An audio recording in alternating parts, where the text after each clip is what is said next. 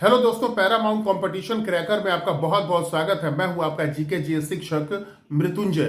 दोस्तों, आज हम आपके लिए मई महीने के अंतिम सप्ताह के और जून महीने के पहले सप्ताह के करंट अफेयर्स के क्वेश्चंस लेकर के आए हैं और ये सारे डेवलपमेंट्स बहुत ही इंपॉर्टेंट हैं जो आपके परीक्षा के लिहाज से बहुत उपयोगी होने वाले हैं। तो पहला सवाल है, सेंजोउ 16 स्पेस मिशन का संबंध किस देश से है? तो दोस्तों याद रखिएगा कि सेंजोउ 16 स्पेस मिशन का संबंध चीन से है। दोस्तों, सेंजोउ 16 चीन का एक स्पेस यान है जो स्पेस में जाएगा 3 अंतरिक्ष यात्रियों को लेकर। चीन ने पहले से ही अंतरिक्ष में तियांगोंग नाम से एक स्पेस सेंटर स्थापित कर रखा है और ये 3 जो अंतरिक्ष यात्री इस स्पेस यान में बैठ करके जाएंगे, वे वहां पर अगले 5 महीने तक अपना समय गुजारेंगे। चीन का जो अंतरिक्ष में जो स्पेस सेंटर है उसका नाम क्या है? तो तियांगोंग। ये याद रखिएगा कि तियांगोंग स्पेस सेंटर अंतरिक्ष में स्थापित चीन का एक स्पेस सेंटर है। इसका नाम याद रखना आपके लिए बहुत जरूरी है। दोस्तों, अगला सवाल और भी महत्वपूर्ण है। सबांग बंदरगाह यानी सबांग पोर्ट का संबंध किस देश से है? तो दोस्तों याद रखिएगा कि सबांग बंदरगाह का संबंध इंडोनेशिया से है। यानी भारत के अंडमान निकोबार द्वीप समूह से 700 किलोमीटर दूर स्थित यह बंदरगाह किस देश की सीमा क्षेत्र में आता है? तो ये बंदरगाह जो है वह इंडोनेशिया के सीमा क्षेत्र में आता है, जिसका नाम है सबांग बंदरगाह या सबांग पोर्ट।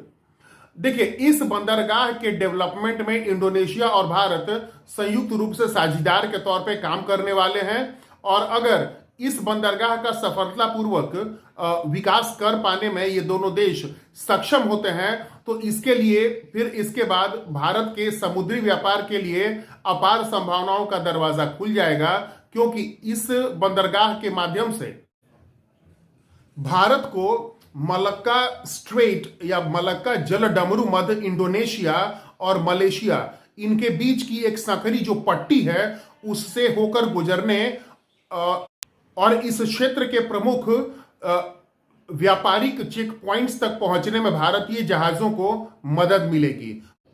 दोस्तों, ओडिशा के मुख्यमंत्री नवीन पटनायक ने कोणार्क सूर्य मंदिर परिसर के विकास का एक प्रोजेक्ट उन्होंने लॉन्च किया है जिसकी लागत है 209 करोड़ रुपया।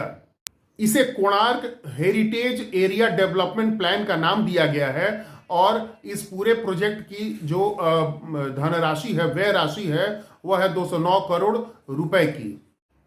दोस्तों, आपने नॉर्वे देश का नाम जरूर सुना होगा। वहीं नॉर्वे देश के पास एक समंदर है जिसका नाम है बैरेंट्स सी।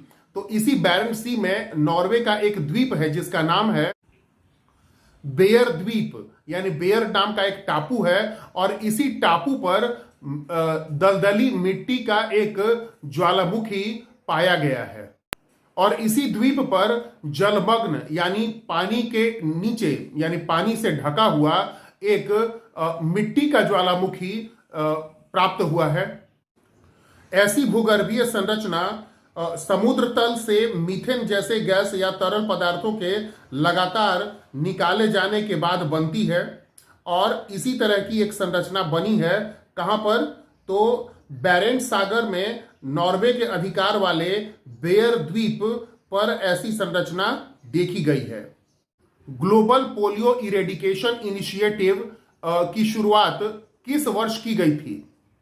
तो याद रखिएगा कि ग्लोबल पोलियो इरेडिकेशन इनिशिएटिव की शुरुआत आज से कई साल पहले वर्ष 1988 में की गई थी और यह प्लान काफी कामयाब रहा है। भारत में भी काफी कामयाब रहा है और अब यह WHO की मदद से अफ्रीका के कई देशों में कामयाबी के साथ चलाया जा रहा है। दोस्तों, अगर आप फिल्में देखते होंगे, चाहे किसी भी प्लेटफॉर्म पर आप फिल्में देखते होंगे, तो आपने देखा होगा कि उन फिल्मों में अगर कोई व्यक्ति किसी तंबाकू उत्पाद का इस्तेमाल कर रहा है, कोई भी पात्र तंबाकू इस्तेमाल करता है, तो वहां पर एक विज्ञापन आता है कि तंबाकू स्वास्थ्य के लिए हानिकारक है। लेकिन यह बाध्यता अभी तक OTT पर आने वाले प्रोग्राम्स पर लागू नहीं होती थी। लेकिन केंद्रीय स्वास्थ्य मंत्रालय ने अब ओटीटी प्लेटफॉर्म पर आने वाले सभी प्रोग्राम्स में अगर कोई पात्र तंबाकू उत्पादों का प्रयोग करता है, जैसे गुटखे का प्रयोग करता है, सिगरेट पीता है, बीड़ी पीता है, या कोई भी तंबाकू उत्पाद का सेवन करता हुआ दिखाया जाता है कोई भी पात्र, तो अब से ओटीटी प्लेटफॉर्म के प्रोग्राम्स में भी यह विज्ञापन आएगा कि तंबाकू का सेवन स्वास्थ्य के लिए हानिकारक है। यह फैसला किसका है? तो यह फैसला है स्वास्थ्य और परिवार कल्याण मंत्रालय का। दोस्तों, फ्रांसीसी रेलवे कंपनी एल्स्टॉम ने 100 एल्यूमिनियम बॉडी वाले वंदे भारत ट्रेन बनाने का जो भारत सरकार से आदेश प्राप्त किया है। यानी फ्रांसीसी railway company Alstom aluminium body वाली कितनी ट्रेनें, वंदे भारत सीरीज की कितनी ट्रेनें बनाने वाली है? तो 100 ट्रेन्स ये बनाएंगी। दोस्तों, महाराष्ट्र में एक शहर है जिसका नाम है अहमदनगर, बड़ा प्रसिद्ध शहर है अहमदनगर।